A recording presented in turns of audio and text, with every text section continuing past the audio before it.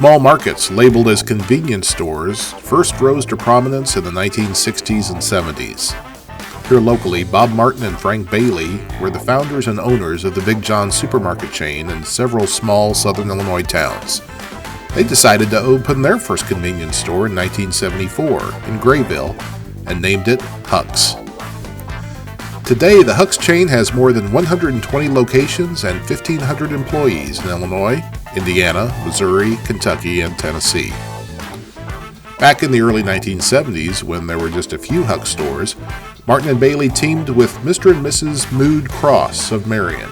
Eventually, Mood and Flo Cross opened 3 Huck's locations in Marion, including one on South Court Street, in what later became the Sunbeam Bread Store and is now an unused building. The Court Street Huck's later moved to a larger location across Hendrickson Street.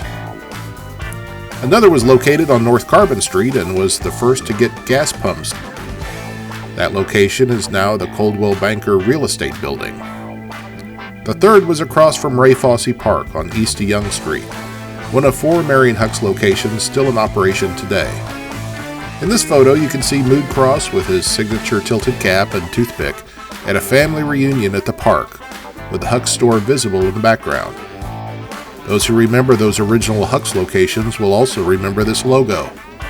The silhouette of Huck Finn was modeled by the Cross's grandson, who you know as a contributor to the Marion Star Live and a valuable contributor to his hometown, artist Sean Vincelette. Sean remembered fondly the good old days of working with his grandparents in one of his Marion Landmarks series of videos. He's the one who taught me a hard day's work and being paid for it and that sort of thing. So he would take me to the stores and put me to work sorting. Back then you would return the soda bottles, and so we have Pepsi and Coke products, so you couldn't return them you had to separate them out. So he would give me the job to go in what we called the Coke, or the bottle cage, which is that's what it was. It was The bottle cage.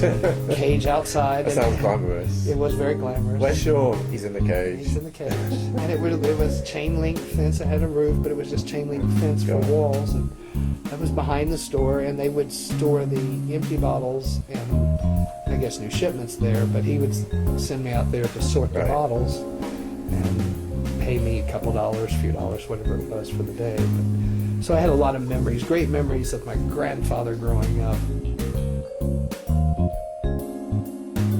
This is one in particular. I was a little young for this, but I do remember the gas crisis that we had where... Because in this image here, he's painting, sorry, no gas. Correct. It was, in fact, it was not long after they had installed these particular gas pumps, like days or a week at the most.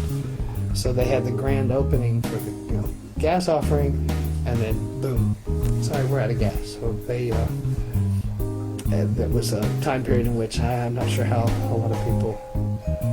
Well, maybe actually it was good foresight that it was grocery and gas. So hey, no gas, but you can come and get a loaf of bread. But if you didn't have any gas, you couldn't get to the store to buy your loaf of bread. So it was a double-edged sword. The Crosses eventually sold 2 of their stores, but for a while kept the East Young Street location and operated it as Parkview. They later sold that store to the Huck's Corporation and retired. But not really, as Sean says. The couple then purchased a flower and gift shop called Four Seasons and later sold it to new owners. The gift shop became Etc. In March of 2001, the Martin and Bailey family sold the Huck's Corporation to their employees, making the large chain 100% employee-owned.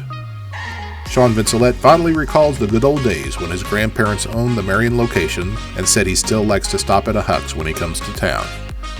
Thanks to Sean, along with Ross and Sophia Swinford, for their help in providing photos and footage for this Turning Back Time segment. And as always, thanks to the Arcadia Wealth Group for sponsoring all our Turning Back Times. This is Bill Swinford reporting.